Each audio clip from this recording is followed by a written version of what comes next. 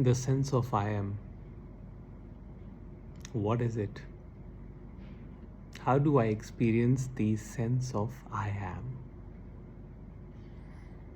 Now, this is a very common question that I get quite frequently on my email.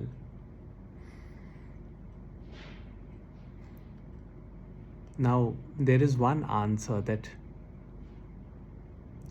I am is the substratum. So it is never that you're not in the I am, you're always there in the I am. But then that doesn't satisfy our intellectual curiosity, because we feel that we need something more to reach there. So in that context, I would say that, I would introduce duality into the picture, and I would say that when you identify with your thoughts, feelings, and emotions, you flow from stillness. The stillness is the I am, and you flow in horizontal time. Like, I am this, I am that. I do this, I do that. I did this, I did that. And the whole circle of life with alternating pain and pleasure takes place.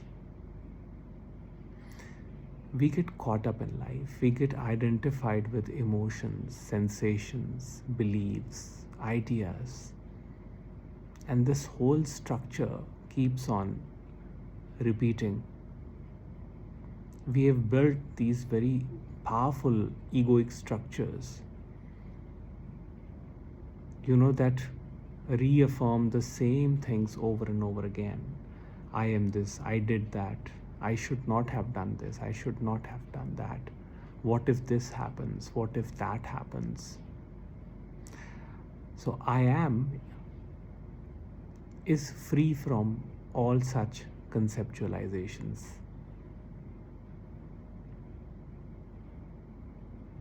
That is why, Ramesh Balsekar, he called I am the vertical thought. What does that mean? Vertical thought. A thought that does not flow in horizontal time, as I am the feeling. I am feeling this. I am feeling that. I am experiencing this sensation. I am experiencing that sensation. It is just I am. And Nisargadatta Maharaj would say that stay with the I am and you will know. So what we do, we try to forcefully stay still. But then what is happening, the problem with that approach is that when you force yourself to stay still, you teach the mind to be still for quite some time. And the mind learns the trick. The mind knows what game you are playing, because you and mind are one. So mind says, okay, see that the duality has already been created, because there is one part of you which wants to stay in the I am, and then there is another part of you that is trying to work out how to do that.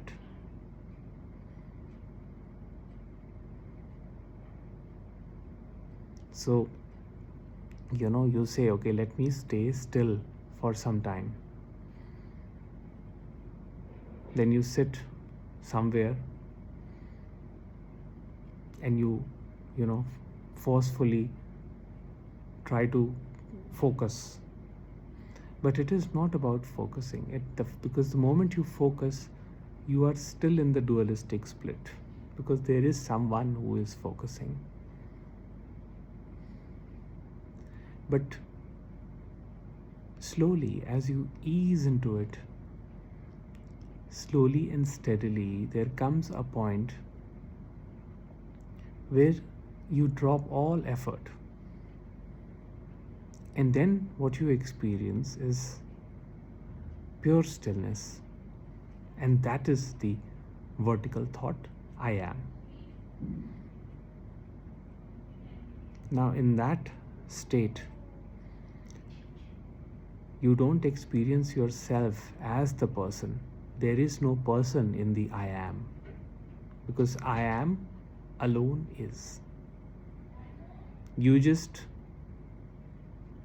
be in that state. There is just the pure being, there's nothing else. There is no conceptualization of any kind in the I am. So I say the best way to have that experience is to simply relax. When I say relax, what I mean is be completely with yourself, the way you are. Don't try to change anything. Don't try to force anything. Don't try to do anything, but simply be the way you are. Now it is a bit challenging to do that, because we are so conditioned to effort. We are so conditioned to respond to certain things, certain situations, certain stimulus, that we cannot help but react. When I say react, I'm not talking about that kind of reaction that we have with another person because of a situation. When I say react, what I mean is react to a thought. Say a sexual thought comes up, and immediately there is a reaction. The reaction could be, I want to feel this more, or it could be that I don't want to feel this anymore, that it is dirty. Whatever it is, we are conditioned to react. But what happens when you allow things to be the way they are? Then slowly this presence that you are, it grows. It grows on you, and it takes over everything. And the best part of it is that that presence stays with you even while you do random work. Even during heightened emotions like anger, the presence stays. So you're always mindful of what is going on, because now your identification as the person is not so strong as it used to be earlier. Now it is very much different. There is still an identification with the person, with the individual, but because of the presence, that identification is now weakened. And because of the weakening of that identification, there is generally no involvement in what is happening externally. So even in your heightened moment of emotions like anxiety, anger, you can see all of it. You can see that it is a happening. Not happening to me, but simply a happening.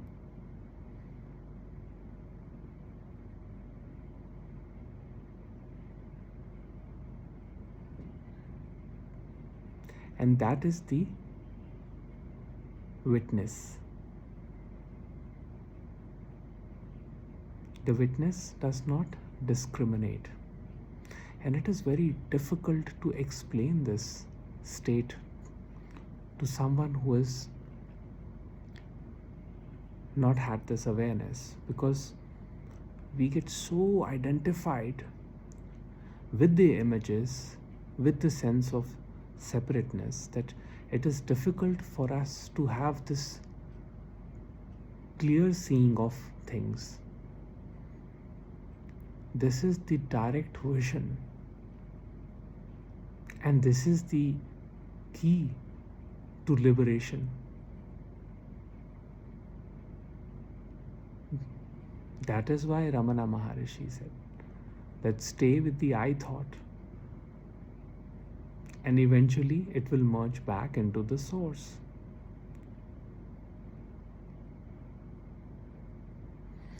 So I say, to experience the sense of I am, just relax. Just be with yourself the way you are, without trying to change anything.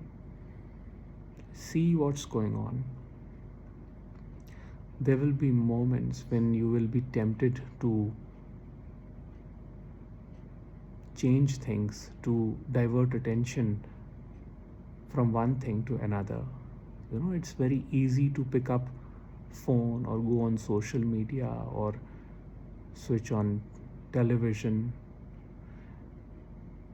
but you see, all that is a diversion. Now again, don't force yourself to sit with your thoughts all the time, because that is also a trick of the mind. That is again the vigilant mind trying to attain something by using itself as the means. What the mind does not know, that it itself is the biggest roadblock to its liberation. See, isn't it such an irony that mind is the only key we have, and yet it is the greatest challenge to experience the pure awareness. So you have to use the mind to go beyond it. There is no bypassing the mind. That is why the scriptures say that to know Maya is to go through the Maya. The Maya is the illusion. There is no way other than the illusion. You have to go through it.